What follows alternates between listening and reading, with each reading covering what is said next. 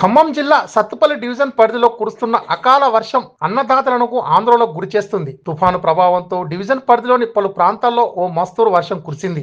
ధాన్యం కొనుగోలు కేంద్రాల వద్ద వర్షానికి తడవకుండా రైతులు ధాన్యం బస్తాలకు పట్టాలు కప్పి జాగ్రత్తలు తీసుకుంటున్నారు. రోజుల తరబడి ధాన్యాన్ని కొనుగోలు చేయకపోవడంతో ఇప్పుడు కురుస్తున్న వర్షానికి పంట తడిచిపోయే ప్రమాదం ఉందని రైతులు ఆవేదన వ్యక్తం చేస్తున్నారు. కొనుగోలు కేంద్రాల్లో ధాన్యాన్ని త్వరితగతిన కొనుగోలు చేయాలని కోరుతున్నారు. మరోవైపు చల్లటి గాలులతో చిరుజల్లులు పడుతూ ఉండడంతో వృద్ధులు చిన్నారులు చలికి గజగజ వణుకుతూ ఇబ్బందులు పడుతున్నారు.